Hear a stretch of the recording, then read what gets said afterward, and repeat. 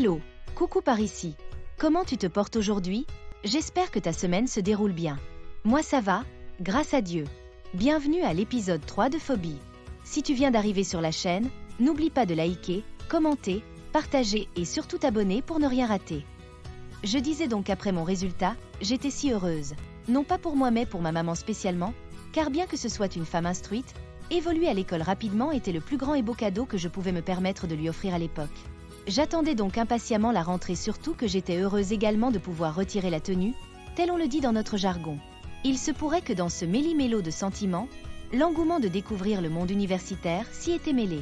Ce sentiment intense provoqué par l'envie pressante de me retrouver dans ce nouvel univers qu'est l'université, ce cadre subliminé par tant d'élèves dans leurs esprits candides. Je n'en sais rien. Tout ce que je sais, c'est que j'avais hâte de franchir cet espace qui jusqu'alors n'était que virtuel pour moi. Néanmoins, une chose ne me rassurait pas. Une chose à laquelle j'avais toujours tenu compte, ou plutôt qu'on m'avait toujours imposé dans tout ce que j'entreprenais dans ma vie, l'avis de mes parents. Ils ne s'étaient pas exprimés, clairement, mais je voyais bien qu'un nuage planait sur leur bonheur. Ce nuage qu'ils essayaient de masquer par des sourires, qui sans aucun doute n'étaient pas tout à fait vrais. Quoi donc? Qu'est-ce qui pouvait donc autant les inquiéter? À quoi pouvaient-ils penser en ce moment où on était censé se réjouir et profiter les uns des autres tout en s'amusant? Sans oublier que je continuais à célébrer ma première, vraie, réussite? Pourquoi bien que leurs sourires affichassent la joie, je ressentais dans leur mimique et leur gestuelle l'opposé de ce qu'ils tentaient désespérément de me faire croire. Un jeudi soir, alors que j'étais couchée dans ma chambre, à penser à ce que deviendrait ma nouvelle vie d'étudiante, j'entendis ma sœur aînée qui m'appelait.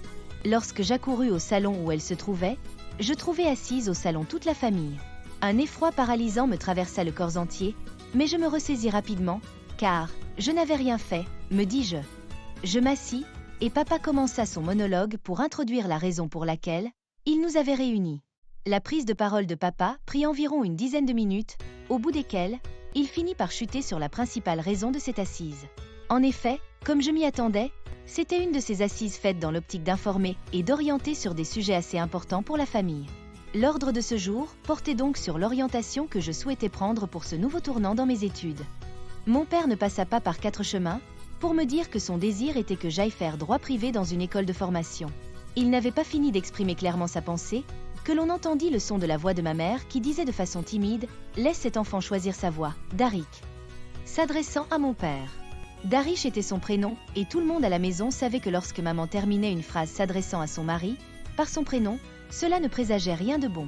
Je dois avouer que je ne fus pas trop surprise car je sentais une tension depuis des semaines. Mais je n'arrivais pas à mettre le doigt dessus, je ne comprenais pas ce qui se passait exactement. Puis, les disputes étant monnaie courante entre nos parents, c'était assez difficile de savoir pour quelles raisons ils se querellaient généralement.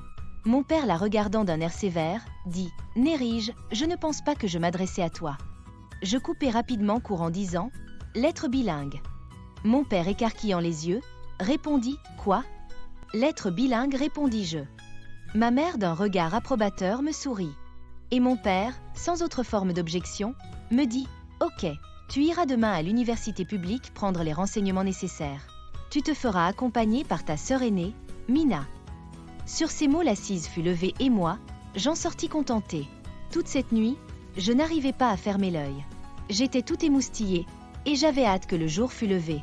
Le lendemain, dès les premiers rayons de soleil, j'étais déjà sur mes 2 pieds m'apprêtant. « Ah, tu vas où à 7h30 ?»